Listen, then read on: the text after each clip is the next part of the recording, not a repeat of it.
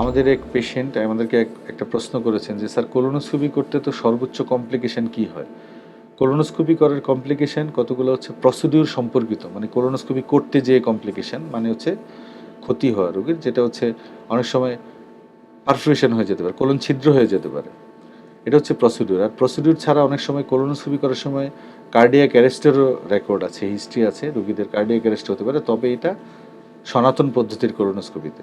আর colonoscopy যদি anaesthesia দিয়ে ঘুম পাড়িয়ে করানো হয়, তো ঘুম পাড়ানোর যেসব কমপ্লিকেশান আছে, যেসব রিস্ক আছে, এই সবগুলো রিস্কই এখানে প্রযোজ্য। সো আমি আজকে শুধু বলবো, আমাদের এক পেশেন্ট জিজ্ঞেস করছে স্যার কোলোনোস্কোপি করতে যদি পারফোরেশন হয় তাহলে কি করব। এক নম্বর কথা হচ্ছে কোলোনোস্কোপিতে যেন পারফোরেশন না হয় সেই ব্যবস্থা আমরা আগে করব। আমরা চাই না কোলোনোস্কোপি একটা পরীক্ষা, একটা রোগ ধরার জন্য একটা পরীক্ষা, কোনো পরীক্ষা করতে গিয়ে রোগীর কোলন ছিদ্র হোক। এবং এজন্যই আমরা আমাদের কোলোনোস্কোপি করার অভিজ্ঞতা 20,000-এরও বেশি, এবং আমি নিজে একটা বই লিখেছি জাপানিজের সাথে, এবং বইটা ইন্টারন্যাশনালি পাবলিশড হয়েছে, 100টারও বেশি কান্ট্রিতে বই পড়তেছে। এটা হচ্ছে পানি দিয়ে কোলোনোস্কোপি।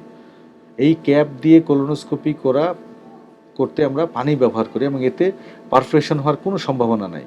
কারণ হচ্ছে কি, এই ক্ষেত্রে কোলনে কোনো ধরনের জোর জবরদস্তি করা হয় না। কোলন অ্যানাটমিক্যালি যেভাবে আছে আমাদের স্কোপ ওইভাবে যায়।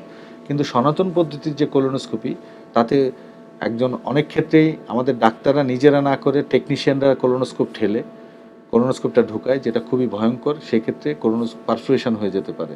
অনেক ক্ষেত্রে বাতাস দিয়ে কোলোনোস্কোপি করে, কোলন ফুলে অনেক ছোট ছোট ডায়াবেটিকগুলো থাকলে ওটা ব্রাস্ট হয়ে যেতে পারে। সো কোলোনোস্কোপি করার সময় যদি পারফোরেশন হয়ে যায়, মানে ছিদ্র হয়ে যায়, এটা খুবই একটা মেডিকেল ইমার্জেন্সি। সাথে সাথে যেটা করতে হবে, সার্জনদের ইনভলভ করতে হবে, ওই ছিদ্র জায়গাটা রিপেয়ার করে দিতে হবে।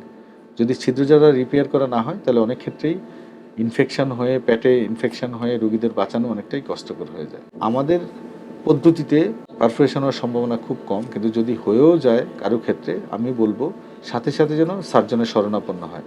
এই জন্যই বলা হয় অন্যান্য আধুনিক বিশ্বের যে ধরনের সেন্টারগুলো আছে, সেখানে কিন্তু সার্জনরাই কোলোনোস্কোপি করে। কারণ হচ্ছে সার্জনদের হাতে যদি কোলোনোস্কোপি পারফোরেশনও হয়, সার্জন যেহেতু এই কোলন রিপেয়ার করার ক্ষেত্রে খুবই এক্সপার্ট, ট্রেনিং প্রাপ্ত, সো তার ক্ষেত্রে এই রিপেয়ার করাটা খুবই সহজ হয় এবং রোগীদের জন্য খুব বেনিফিশিয়ারি হয়। সো আপনি যদি বলেন যে হ্যাঁ, তাহলে কোলোনোস্কোপি করা কার কাছে করা সবচেয়ে বেশি নিরাপদ, যেহেতু ম্যাক্সিমাম কমপ্লিকেশান সার্জন ম্যানেজ করে দিতে পারে, কোলোনোস্কোপি যে কোনো সার্জনের কাছে করা অত্যন্ত নিরাপদ।